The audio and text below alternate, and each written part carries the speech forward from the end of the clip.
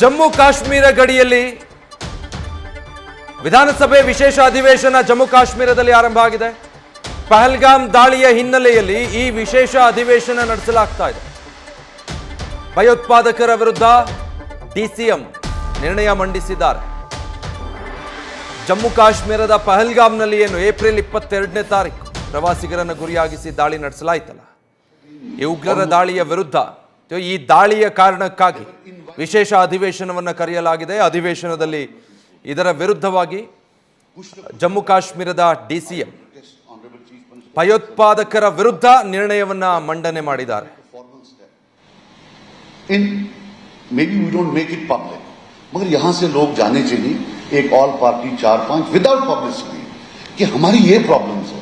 जब आप यहाँ कुछ करते हो ये मैग्नीफाई होता है, ये फीड करता है उस माइंडसेट को जो कि टेररिस्ट चाहता है. Let us not do what the terrorists want us to. And sir, before I finish, मेरी एक रिक्वेस्ट है कि जो ये लोग शहीद हुए, मैंने ऑल पार्टी में भी बोला था, कुछ न कुछ इंस्टीट्यूशंस क्रिएट करें. मैं कहीं पढ़ रहा था अखबार में कि कोई बोल रही थी कि मेरी बेटी डॉक्टर बनना चाहती थी. अब वो कहाँ डॉक्टर बनेगी? सर, डॉक्टर बनाना तो फिर हमारा काम है. अगर कोई उस चीज की assistance, and I am not talking of ex gratia. Ex gratia जो है वो ट्रिविलाइज करता है सैक्रिफाइसेस को.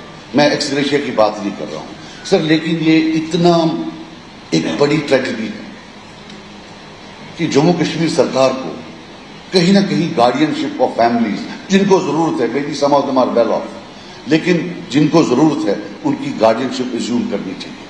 We should ensure that they don't miss the economic backing of the ones on whom they depended और जिनकी जो है उसमें जान चली गई है.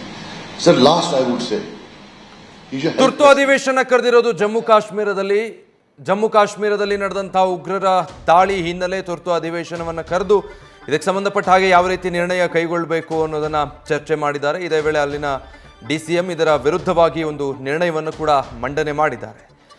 ಜಮ್ಮು ಕಾಶ್ಮೀರದಲ್ಲಿ ಇತ್ತೀಚೆಗೆ ಚುನಾವಣೆ ನಡೆದು ವಿಧಾನಸಭೆ ಅಸ್ತಿತ್ವಕ್ಕೆ ಬಂದಿದೆ. ಈ ಮಧ್ಯದಲ್ಲಿ ಪ್ರವಾಸಿಗರ ಮೇಲೆ ಈ ದಾಳಿ ನಡೆದಿದ್ದು ತುರ್ತು ಅಧಿವೇಶನ ನಡೆಸಲಾಗಿದೆ. ನ್ಯೂಸ್ ಫಸ್ಟ್ ನಿರ್ಭೀತಿಯಿಂದ ನಿಮ್ಮ ಪರವಾಗಿ.